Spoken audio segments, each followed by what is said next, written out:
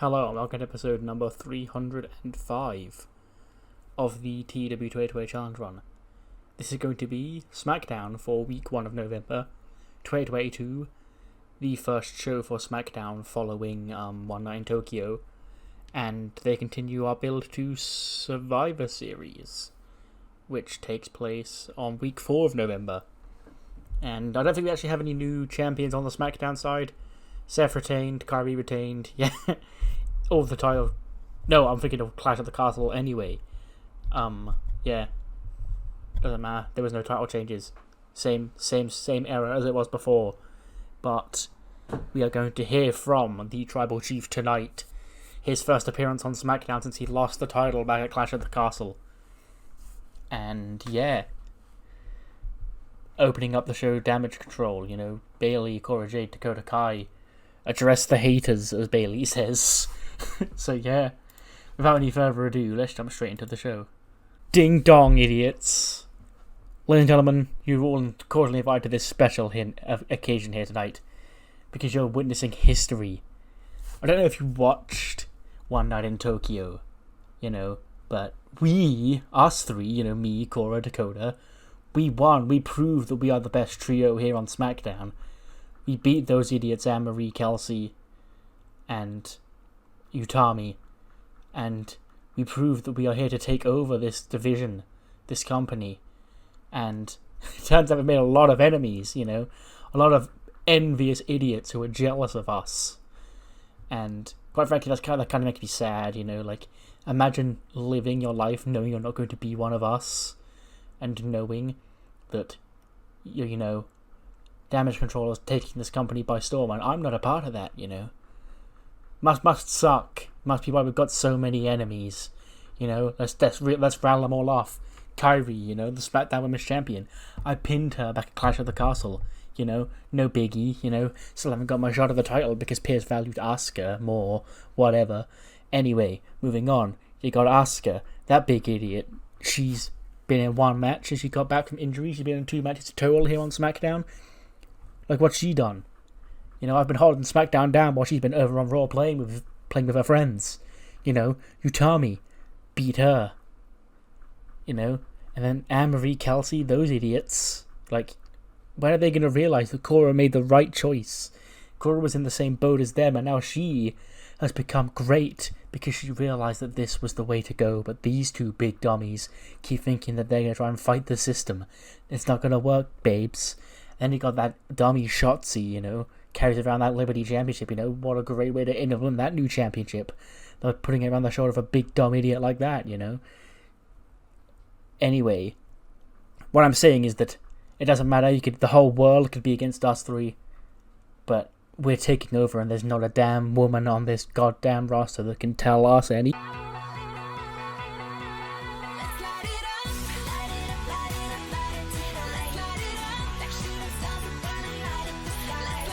Out comes AJ Lee, not Styles, and we haven't seen her. It probably was bang on like a year, because she was in War Games at Full Brawl last year, and then fought Becky on Raw for the belt 2 weeks later, so that would have been week 2 November. So I think we're 3 days, 362 days ago would have been the last time we saw AJ on the show, because I don't think she's been anywhere apart from since then. But she's back here. And she says, look, I know I'm the last person you expected to see come out. You're probably hoping for Kyrie, or Asuka, or Utami, or Shotzi, or Anne-Marie and Kelsey. But you got me. And here's why. Bayley, I love you, girl. Like, you're great. But back when I first left the company the first time, you, Sasha, Becky, Bayley, all of you were on the rise. And you were going to be the future of women's wrestling, and you did me proud, but now looking at what you've become, I have come out here as the voice of reason. I look at you, I look at Dakota, I know she also looked up to me, and of course Cora, how could I forget you, my baby girl, my wrestling daughter. I figured that if you're too far gone and nobody's going to listen to you, I need to be that voice of reason, because this isn't healthy, You haven't got haters. You know, you're cheating your way to the top, and that's what's making people unfavorable towards you, Bayley. Bayley's like, oh, boring. Hey old girl, you know. Isn't it past your bedtime? Haven't you got to go back to the retirement home? You know, look after your husband. I hear he's not doing too well nowadays. Anyway, you big idiot. What I was saying was, and AJ goes, no, you're not listening to me. You, Cora, Dakota, you have dug yourselves too deep in a hole that you can't get out of. I hate to be the one to tell it to you, but when this all goes up in smoke, and it will, everything will come crumbling around for all three of you individually. I don't know when that will be. You know, might not be tomorrow, might not be 6 months from now, might not be 6 years from now, but when everything does start to all fall apart, you three are not going to be able to handle it. And I just thought I would let you know that this isn't the future that you want. And then Shotzi comes out on her tank. And she goes, AJ, you know, I also have great respect for you. It's great to see you back, but, you know, me, Utami, Asuka, Kairi, we don't need people talking for us. We appreciate you having us on our side. But, you know, we can take it from here. And I'm done with being in the back being insulted, you know. I got my championship. I'm the first ever champion for a goddamn reason, you know. So, anyone who wants to fight me right now when you you three. And then Cora steps up and he's like, you know, it'd be great to finally shut your mouth, Shotzi, you big dummy. And then that's the opening match, is Shotzi versus Cora Jade. Gets an 81. I'm content with that, and I will explain why later. But the match goes 12 minutes 30 seconds, and it ends with Cora walking out on the match. You know, Bayley and Dakota probably at ringside, and then Shotzi goes to beat Cora. They pull her out of the ring, and then Cora just goes, no, fuck it, and walks up the ramp, and the match ends in a count out. I don't do too many of those finishes, because I like to save them so that once I do them, they're not like completely overdone, and you're like, this again. Because that felt like the best result here, because it is non-title at the end of the day, and Cora was like, you know, fuck it, it's not worth my time. 64 for Cora, 75 for Shotzi, and the match got an 81, which is overperforming, which I will take note of, because we'll get back to this later on in the show. In fact, we then cut to the back. Like, I imagine the situation is that, like, Cora walks out, and then, like, her and Dakota and Bayley walk to the back, and they vanish to the back, and then we see Shotzi, like, her music's playing, and she sort of shrugs, holds the belt up high and celebrates, and then we cut to the back, and them three are storming through the back, and Kayla's there, and she goes, you know, Cora, what was that? Why did you just walk out on your match tonight? Cora goes, because I had to waste my time, you know. Sure, would I have loved to have shut Shotzi up tonight? Absolutely. But, you know, it's not really worth it, because Shotzi parading around here like a fake champion that she is.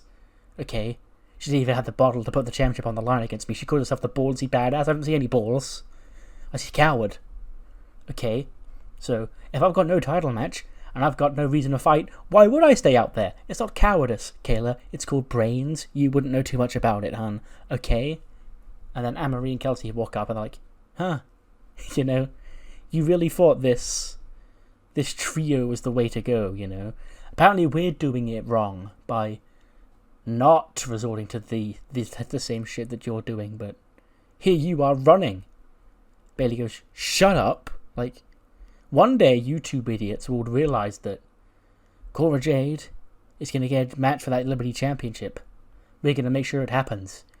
You two can sit back here, backstage with your thumbs up your ass, sitting in catering, you know, with all the other dummies that can't get on TV, while we will keep winning. And you can put on a brave face, you can come to us smiley and happy and going, oh, Bayley, you're doing it wrong. But that will get you nowhere, trust me. You're looking at 3 people who tried that. You're looking at 3 people years ago who said, hey, this is our evil, angry girl group who's dominating WWE. They go, oh, no, not those 3. They're great. They're lovely girls. And it got us disrespected. So here we are disrespecting you. What you gonna do about it? And then Anne-Marie and Kelty sort of just look at each other. Bailey just chuckles and goes, figured, and walks off. We then cut backstage, and it's recap of the squash match last week that the Limit Breakers had. And like it's like Keith and Braun are watching it and like dissecting it and how they can do better. Keith's like, you see this tag here, this move here, what if I did this and this and this? And, you know, they're really trying to grow their own team, you know? They're trying to make this a thing. And I imagine Braun's got like notepads, he's scribbling down on the notepads, he's got really big writing and shit. And Keith, of course, Mr. Indubitably himself, is having quite the perplexing time watching Mr. Breaker do that. Then cut to the ring with the Toxic Lounge. And Mandy goes, so, you're probably wondering why I'm here, you know, Toxic Lounge, and Mandy's in her ring gear. In case you don't watch Raw, which, you know, we're not on it most of the time, so I don't understand. But we actually did appear on Raw this week, so if you missed out, you missed a lot, honeys cake. Come on, go set your DVRs, go watch it back. But I have a match tonight against one of the women's I guess say 1/2, 1/5, whatever you want to call them. Mackie, you know, she wanted to fight me because she was apparently pissed off at me stepping on a plastic crown. And that apparently means more to her than her championship title that she has around her waist. So, once I embarrass her again tonight, then we'll prove that we're the real champions and that Gigi and JC should get a title shot. Okay? And then the Deerflow music hits, and instead of performing, Mackie storms out. And she gets in Mandy's face. She goes, fight me, fight me, fight me. Smacks her in the face. And Mandy goes, okay, honey, come on. And then like does some other sort of cheap shot to get the match going. The match is Mackie and Mandy. 77, I will take that for, you know, not having psychology. But Mandy does win. She beats Mackie, I imagine, with the big knee. Some sort of like shenanigans, outside interference. In 8:58, Bella Roses. 77 for Mackie, 67 for Mandy. And yeah, a big win for Toxic Attraction over again, what do I call her? 1/5? Half? Of there's only 2 tag team champions, but they're freebirding. So, yeah, one of the tag team champions, I guess. We then get a backstage segment. AJ Styles. He's putting on his elbow pads and shit. And he's got his balaclava, or the club, or whatever OC shirt. And Regal walks in sarcastically clapping. He goes, my, bravo, AJ, I do say. You and Finn Balor and Mr. Gallows and Anderson and all those gentlemen over on Raw, you sure do think you have a one-up, don't you? And AJ goes, I don't know what you mean, Regal. You know, if you're going to spread the Coalition's wings across both Raw and SmackDown, it's only fair that the OC do the same. And Regal goes, oh, yes, that's not what I'm worried about, concerned about, AJ, but, you know, it's that you clearly don't know what's best for your friend, because Balor, he's fighting a fight that he can't win. He's got to deal with Dudley Davis and Pete Dunne and Gunter, and you've got to deal with Ilja Dragunov and Charlie Dempsey and Jagger Reed and Rip Fowler. It's just getting a bit silly now, the numbers game, isn't it, AJ? AJ goes, I don't care how silly the numbers game was. You and your big dumb crew cost me the WWE Championship at Monday Night in Tokyo because you've got a beef with one of my friends. Okay? So you can sit back here chapping away how silly you think this all is. Why don't these two dumbasses get into that ring and I'll take them both on? Obviously he's referring to the Grizzled Young Veterans. And they step forward, he's like, wait, what do you think you can beat the Grizzled Young Veterans all by yourself? Because I don't see any of your friends on this show. And out comes Santos Escobar, he walks in. And he goes, like Balor said, once you're in the club, you're family for life. And then he throws up a too sweet at AJ, and AJ's like, okay, bruh. And like, half-assedly throws a too sweet back at Santos. And that's the match. Santos Escobar and AJ Styles against the Grizzled Young Veterans. So, you know, Escobar he never kicked out of the club. He never, like, fell out with Finn or anything. He just got drafted to SmackDown. So, like, if he was in the Balor Club, he never got kicked out or left, then here he is. serving as the overseeing babyface final member of the club, I guess. And he and AJ are going to team up against the grizzled young veterans later on tonight. We then get a quick backstage segment. Morgan and Hams are, I guess, tidying. I don't know why it takes a week, but they're tidying up catering from the Halloween party last week. When Fallon, Henley, and Otis walk in, and she's like, it's nice to finally see Otis coming out of his shell again, Mandy really broke his heart by being a bitch. That shit happens to the best of us. But, me and him managed to get him out, and he had a great time. All the candy you fed him, all the Halloween festivities. Morgan goes, that's no problem, big guy, You're welcome to stop by any time. And then The Miz and Grayson Waller walk in, they go, what is this? And Morgan goes, we're tidying up after the Halloween party last week. And then Miz like, hey, we're tidying up after the Halloween party last week. No, not this. This. And then everyone's like, I don't know what you mean. And he goes, this man right here. Otis, he's getting prime time spots on SmackDown and I'm not. And then Fallon's like, weren't you in the main event last week? And he goes, yes, but I did not win the main event last week, and that was from no fault of my own. Okay, it's because Adam Pearce doesn't want to feature The Miz in the main event. He was forced to do so last week because he wanted the ratings for his first 3-hour extravaganza episode of SmackDown. But now, he is resorting to you three. And Otis steps forward. He goes, don't you talk about my friends that way? And Miz goes, what's the matter, big guy? What if I run? You won't be able to catch me then, will you? And then Waller's like, that's all right, Miz. You can stand back here, I'll take this one. Listen here, ugly. You think you're going to step up to the Miz and Grayson Waller? Okay, I don't care how many friends you got, mate. You're going to feel bad. You think you feel bad when Mandy walked out on you? You're going to feel even worse later on tonight when Grayson Waller gives you a 1-2, bang bang, leaves you laying in that ring, innit? Just a quick segment to set up Otis versus Grayson Waller later on tonight. 86 for the club tag match. AJ and Santos defeat the grizzled young veterans in 10:59. AJ pins Jagger Reed with a phenomenal forearm. 72 for Jagger, 74 for Rip, 78 for Santos, and then 83 for AJ. They're all kind of even, but the match got an 86, which I can't shake my head at, That's pretty fucking good for these guys. So yeah, and the unlikely duo of AJ Styles and Santos Escobar score the win here tonight. We then cut to Pierce's office, and he's like doing some shit in there when he hears a knock on the door. He goes, come in. And it's AJ, and behind her are Kairi, Asuka, Utami, and Shotzi. And he goes, that's a lot of ladies, How can I help you all? And then she goes, we've got the same problems, It's these Bailey and these idiots, thinking they're running the show. And I tried to talk some sense into him, Pierce. I tried to talk some sense into him, but they're just not listening. And he goes, I know, I saw, I appreciate you coming over, but, we have to deal with this another way. So, here's my plans, okay? Survivor Series is coming up. And while we may not be doing War Games, we do have quite a nice looking Survivor Series tag team right in front of us right here.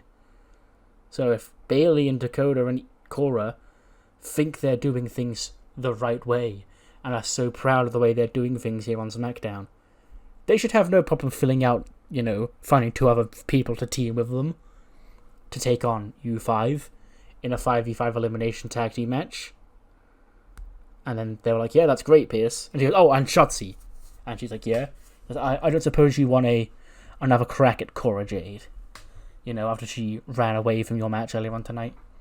So, I've just sanctioned next week, you will put the Liberty Championship on the line against Cora Jade.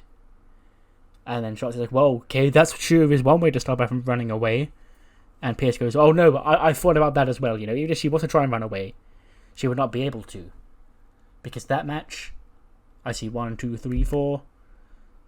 And the entire SmackDown roster will be out there in a lumberjack match. And Shotzi goes, wow, that sounds fun. Sign me up. Pierce goes, great. It is official. Next week, Shotzi Blackheart versus Cora Jade for the Women's Liberty Championship in a lumberjack match. And also, for Survivor Series 5v5, these 5 against Damage Control and I guess 2 mystery people that we don't know yet. We then get the Hurt Business. Bobby Lashley, MVP, Ronnie Hughes, Bronson Reed. I imagine they're in like Raw Underground, you know, that arena. Like that's just where the Hurt Business just do their training. When Ricochet sort of walks through the door and he goes, hey P, you know, sorry to interrupt, you know. Time's ticking, Bronson, you know, I just want to see if he's still game for this whole Cyclone thing because, you know, DIY are going to need new challengers for the Tag Team Championships soon after they're done with David and all them. And then he goes, man, shut your dumb ass up. Walking in here during training time.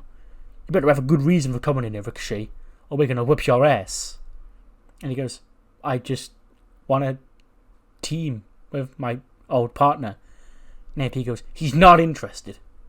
And then Bronson Reed taps him on the shoulder. He goes, I can speak for myself, P. And he goes, quite frankly, P, this whole Hurt Business thing, even for Lashley and for Ronnie, it ain't working out the way I thought it was going to. So, if you're making me choose between Ricochet and the Hurt Business, I quit. And then Ricochet and Bronson Reed walk off together. And MVP just drops his cane and he goes, Bronson, come on. You gotta think about this, man. Gotta think about this. And then we hear the door slam, like, off camera. And then MVP goes, anyway, boys, the almighty Bobby Lashley, primetime Ronnie Hughes, you're all I need. Okay? If those two want to try and become the tag team champions, then you two can beat them to it. Interesting developments from the Hurt Business here tonight. You know, Bronson Reed seemingly walking out to reform the Cyclone with Ricochet.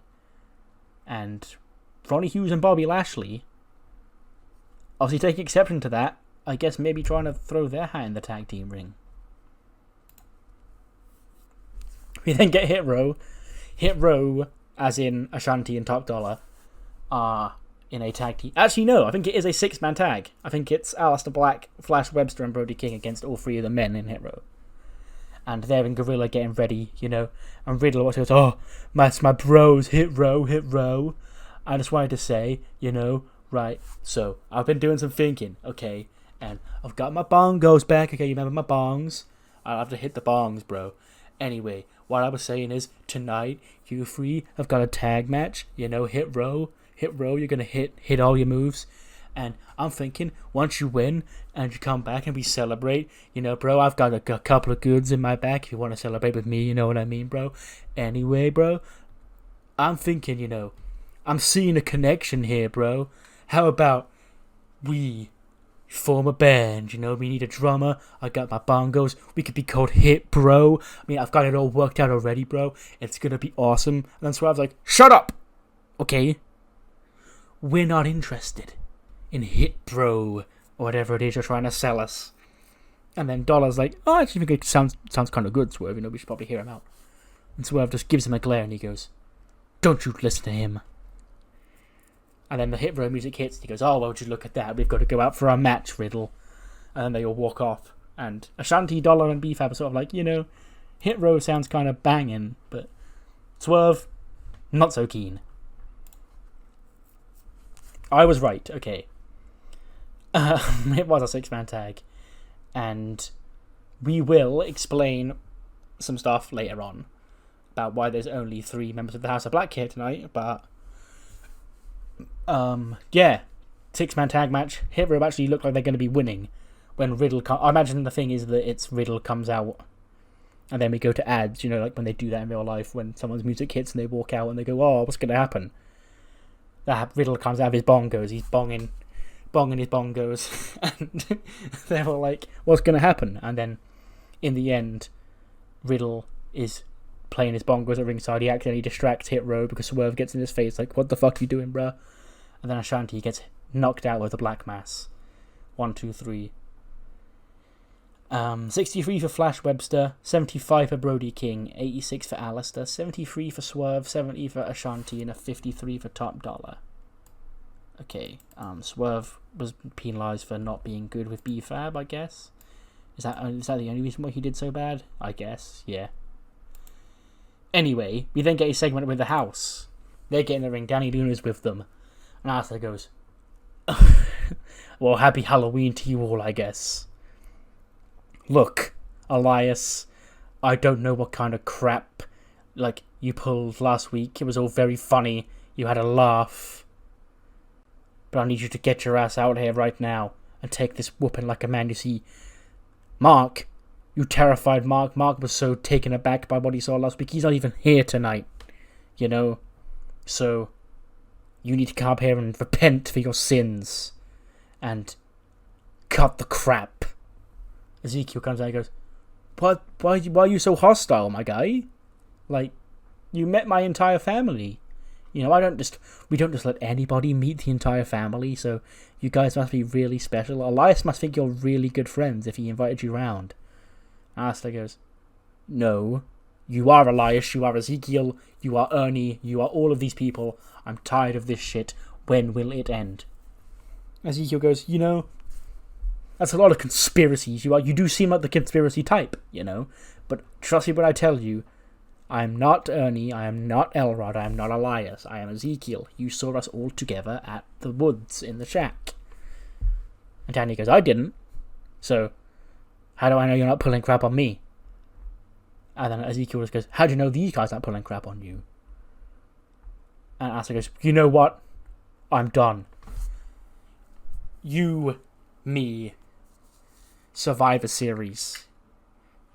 We're coming to the shack.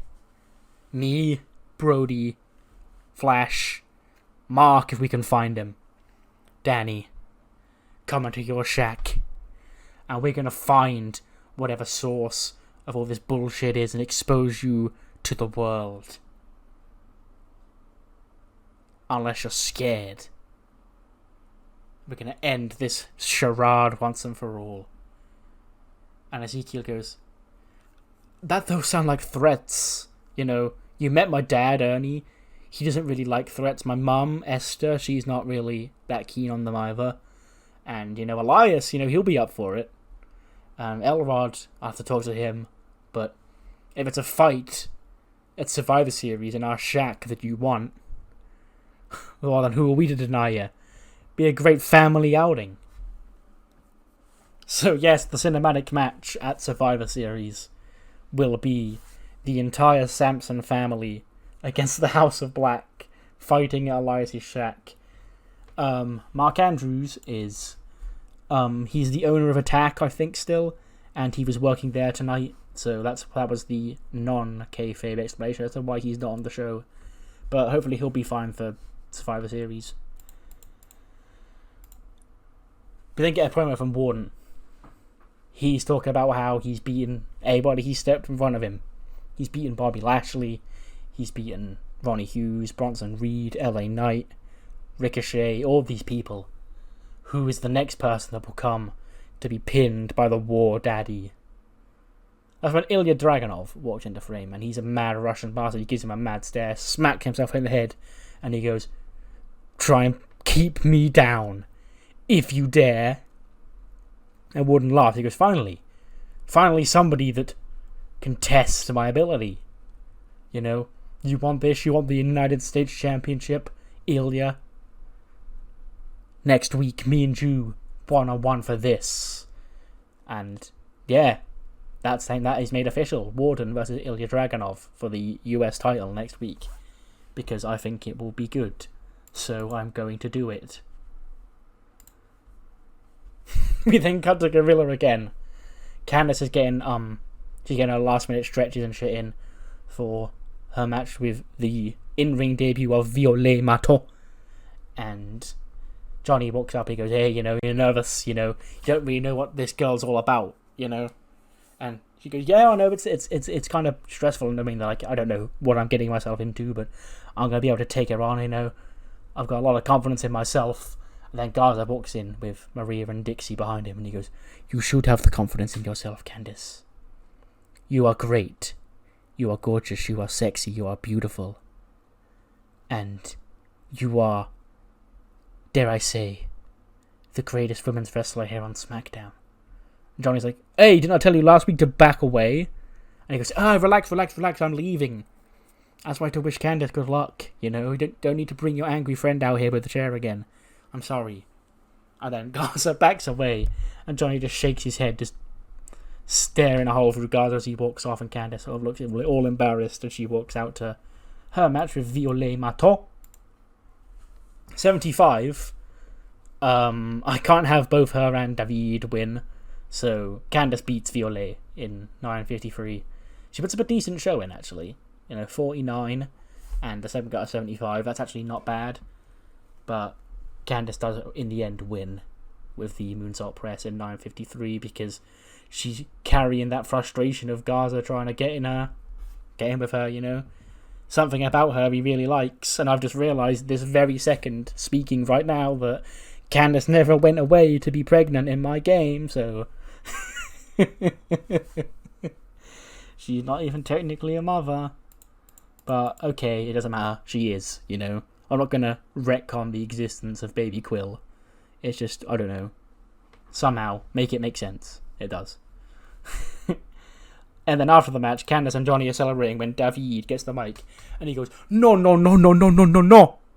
No. You do not disrespect David Maton et la French Connection. We are the number one contenders for the SmackDown Tag Team Championships. And in two weeks' time, we are going to be les new SmackDown Tag Team Champions.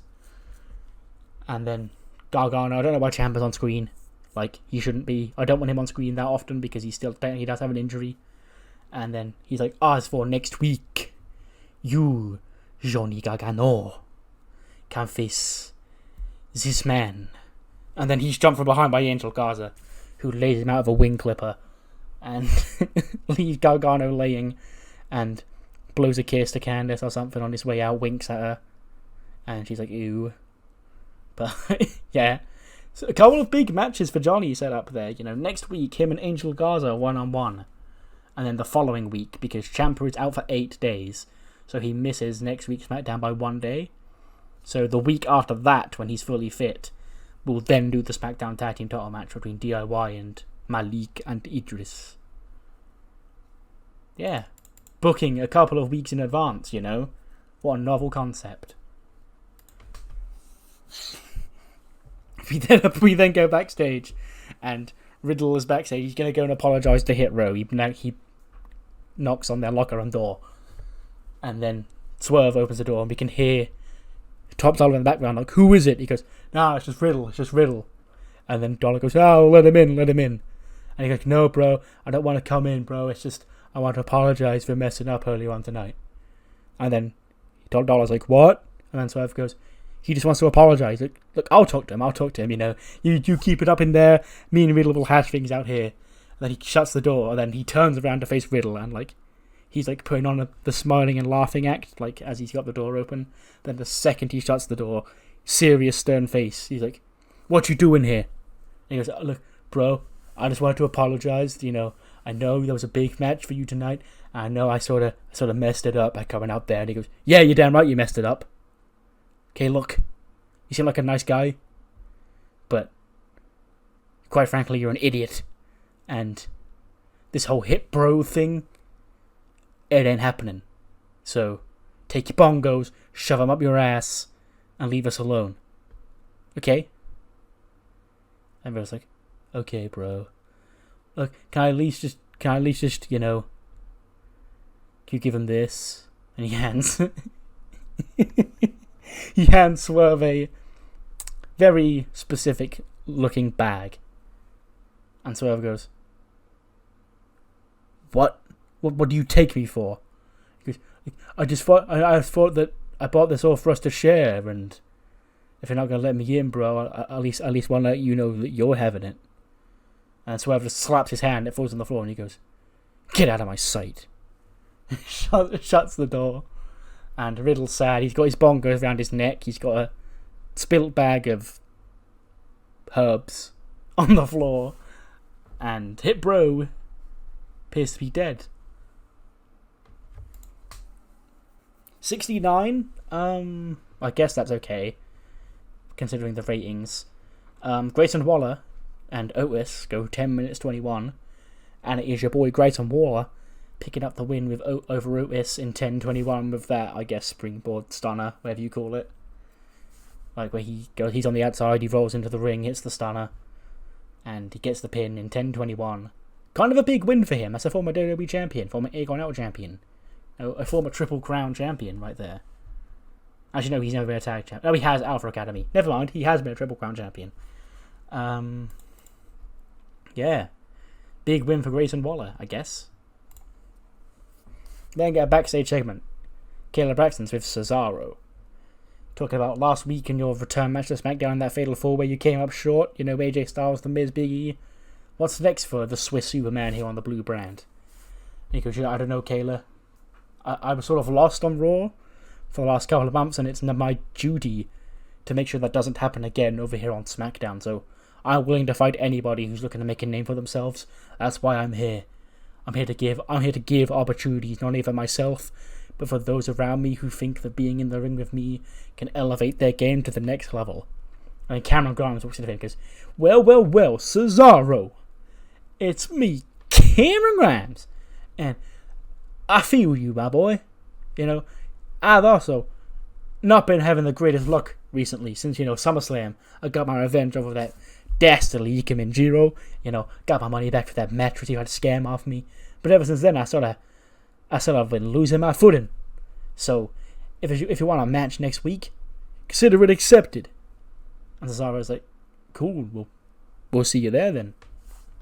So, Cesaro versus Cameron Grimes set for next week's SmackDown. But then hear the New Day in the ring. And they're like, it's your boys, the New Day. And Big E goes, I was the World Heavyweight Champion over on Raw, but me and my boys moving over to SmackDown just feels like home, The blue brand for all those years. This was the home of the New Day. 7 SmackDown Tag Team Championships. SmackDown was the brand where Kofi Mania was born. SmackDown was the brand where we became legends and the greatest trio in WWE. And on our first day back, we appear to have made a couple of enemies. A gentleman, Mr. Money in the Bank, I believe they call him. His name is Carmelo Hayes. Appears to have taken issues with myself and Kofi in particular, because I don't know what his issue appears to be, but we are the greatest trio in WWE history, and we're ready for that challenge. And Kofi goes, and I'm gonna whoop his ass tonight, E. And then out come Trick and Mello. And Mello goes, look, Trick, we're taking the time machine back to 2016. Because that's right, you tell him, Mello. He goes, look, you guys, for people like me, you guys are an inspiration. Kofi Mania, I watched that at home. And watching Kofi Mania, I was like, that could be me one day. I could be Kofi Mania. You guys, it can't be overstated how much you've motivated guys like us. But it turns out I got to WWE, and shortly after I got to WWE, I realized, that I'm not Kofi Mania. Kofi Mania could never be Carmelo Hayes. Because I'm at damn taking 11 years to get to the top. I've been here not even 11 months, and I already hold this. A key to become the world champion. Took Kofi 11 years to even get a sniff. E, took you how long to get a sniff? Like a decade? Would you still ain't had a sniff? That's why you're irrelevant to this conversation, boy. Now, get out of frame. And then he sort of turns away so Woods gets cut out of frame. And he goes, you two, You talk a lot of game. You're legends. You're all this and that. But for you, Kofi, tonight, you're a number. You're a number 6. I want to say 6 is the right number. 1, 2, 3, 4. Yeah, no, 7. Because he's beaten Edge, Keith, Seth, Oni, Ziggler, and Corbin. Yeah, you're number 7. That's what you are tonight, Kofi. Once I beat you here, you're the 7th former world champion that the future A champion can tick off his hit list and prove that he's better than. And you, boy, I don't know why you're laughing. Because once I put your boy down tonight, your ass is next. Obviously talking to Big E. And he goes, ring the bell. And we get Carmelo Hayes and Kofi Kingston in an 85 rated match. And Melo does indeed defeat Kofi Kingston in 15:48 by pinfall with that, diving leg drop. 72 for Kofi, 85 for Carmelo Hayes. And the match got an 85 as well, which is pretty damn good. So that is the 7th former world champion that Carmelo Hayes can now say he's beaten. He's on a quest to tick them all off. And off goes the name Kofi Kingston, I guess.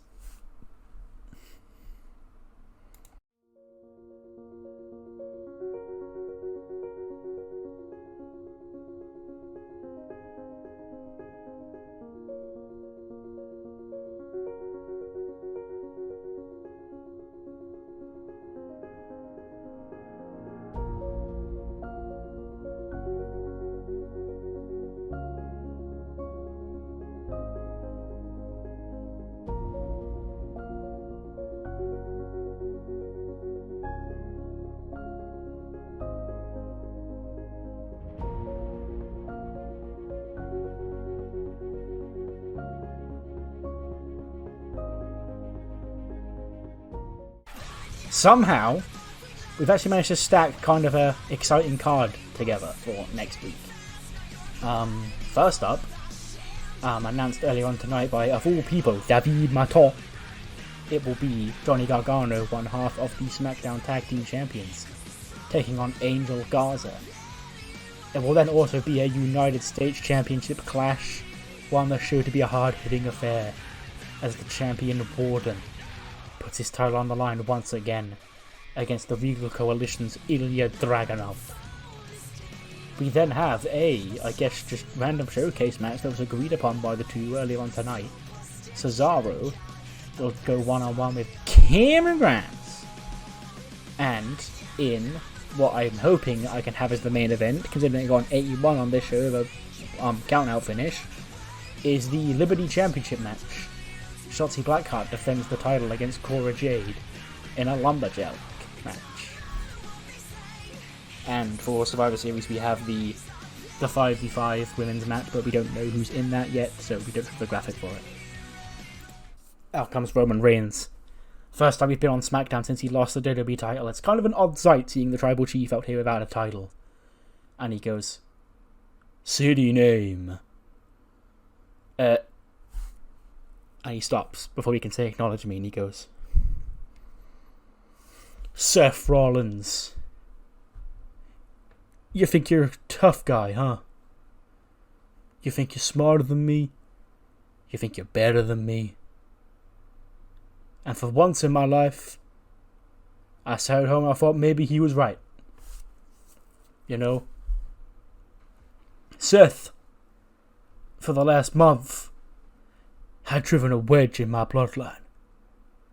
Now don't get me wrong, my eyes were laser focused on taking him out a Clash at the Castle, but I wasn't looking around at what was going on around me in my own family.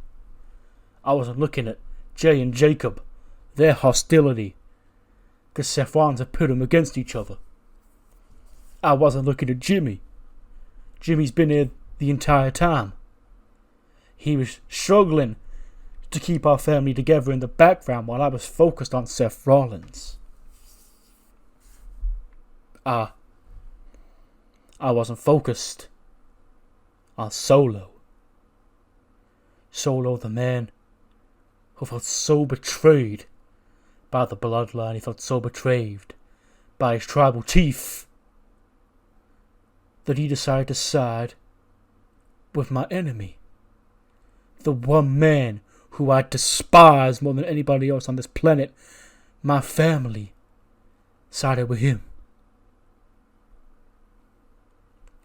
But alas, Solo, if you want to be that outcast, you want to be that one odd branch on the Bloodline's family tree,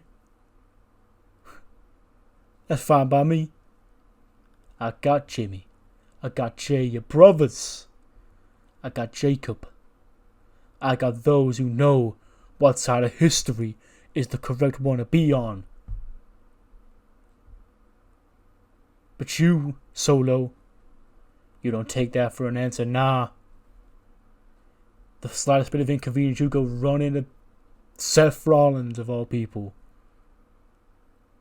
But let me tell you this, you made the wrong mistake, boy.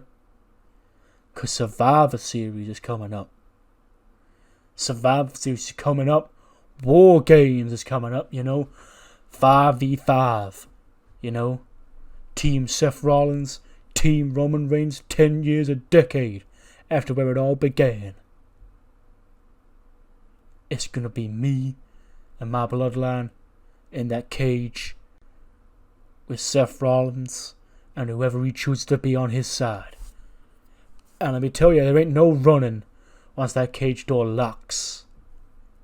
Because quite frankly, Seth, you don't realize the fatal mistake that you made. You think you won when you took the WWE Championship back at Clash at the Castle. But oh no, Seth, this is a war.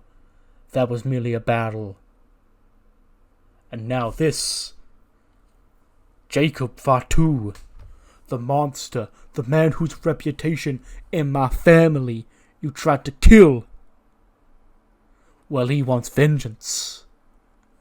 We got Jay, main event Jay Uso, the man who's got bent up anger, who was angry at Jacob Fatu when he thought he was a liar, and he wanted to whoop his ass.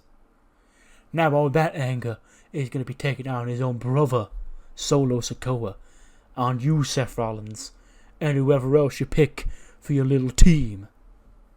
You're stuck in there with Jimmy, a man who, quite frankly, needs to be let loose after a year of doing everything that he needs to do. I'm telling Jimmy that Survivor Series will be the night, Jimmy, where you can let it all out.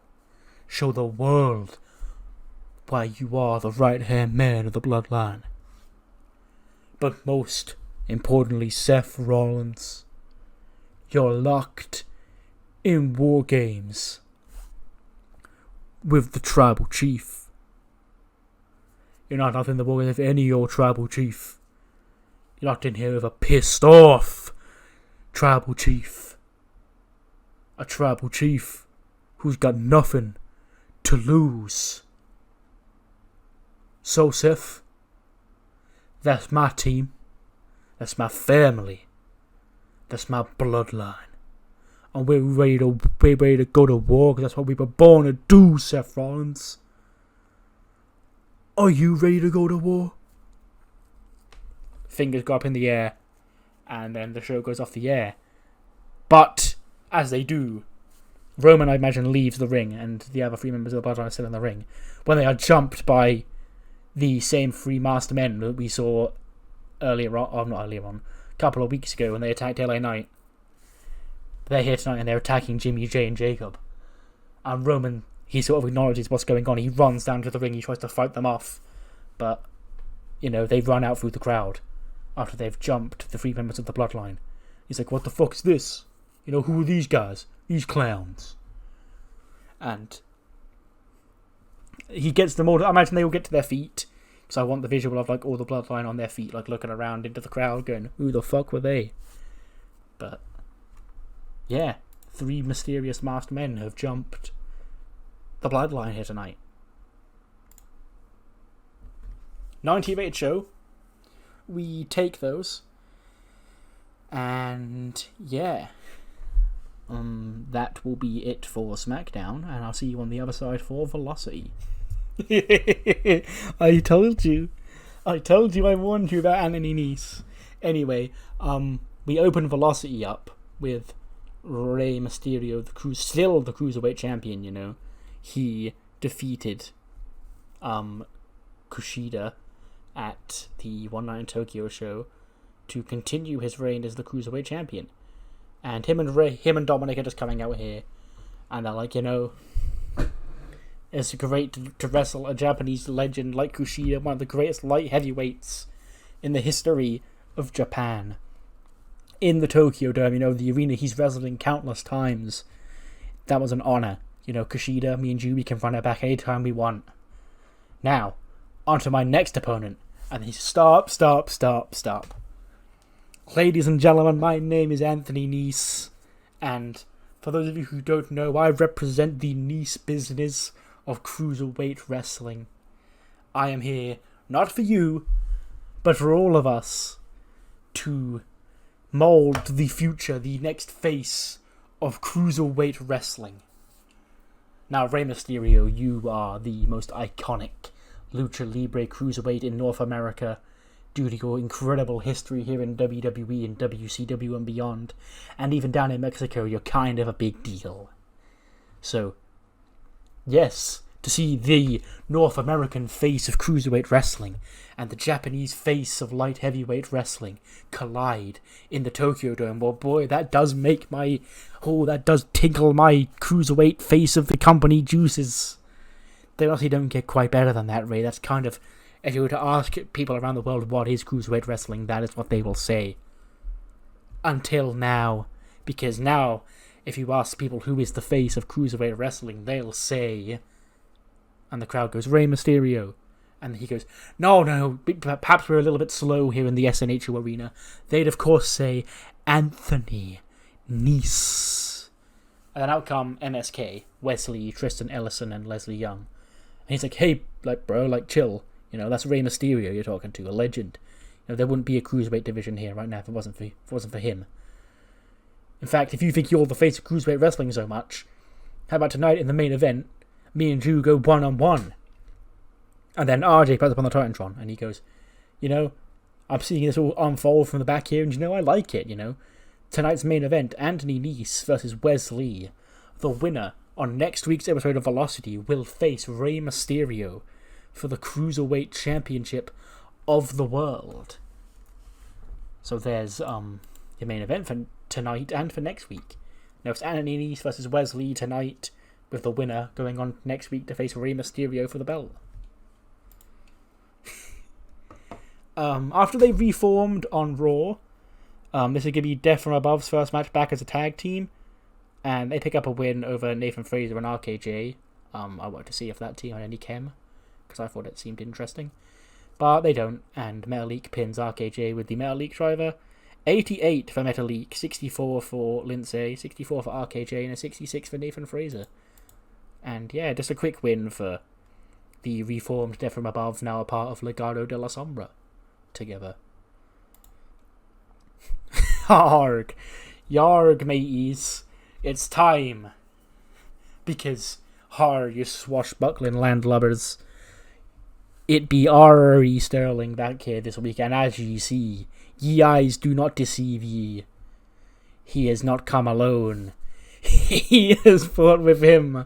Yarg, two more treasure hunter and swashbucklers of the Seven Seas. The Booty Twins, Lewis and Ryan Booty.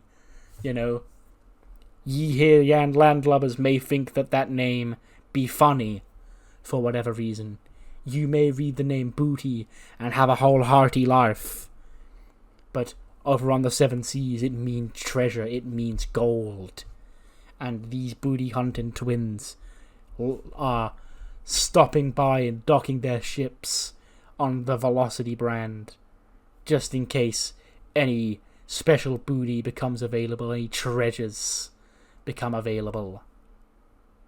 And yeah, R.E. Sterling and the Booty Twins beat three local guys, Alec Price, Channing Thomas, and Ricky Smokes. I picked these three specifically to see how they did, because they all seemed like like they could be a trio. So I was like, yeah, let's see how they get on. Alec Price did alright, to be honest. Sterling pins Smokes, though. Ryan Booty gets a 41. Lewis Booty gets a 53 and a 69 for Ari Sterling. 23 for Ricky Smokes. 26 for Channing Thomas. And a 39 for Alec Price. Another quick match just before the main event. Evan Bourne gets another win. He beats Ike Manjiro in 9:41. Corkscrew moonsault, airborne, whatever. 68 for Evan Bourne. 37 for Ike Manjiro. And a 77 main event, you know. Go on, my boy Anthony Nese. Pulling a banger main event in. But he does lose. Wes Lee beats him in 13 minutes and 7 seconds. And meaning that Wes Lee will be the one to face Rey Mysterio for the Cruiserweight Championship on next week's episode of Velocity. 75 for Anthony Nese, 66 for Wes Lee. And thus ends actually for Velocity standards, kind of long episode of Velocity. And that gets us a 75. But as you can see, stories and characters and shit are starting to finally form on this show. When will Heat catch up? I don't know. But when I first made the shows, I was like, Heat will be the show where all the storylines for the women happen, and then Velocity will just be wrestling. It's turned into the other way round. Because I ended up booking so many silly characters on Velocity that I like this show more. But so ends episode 305 of the TEW 2020 Challenge Run. Do let me know what you thought in the comments below, and I'll see you next time for episode 306 for Raw, where, let us not forget, the Impractical Jokers will be here. See you then.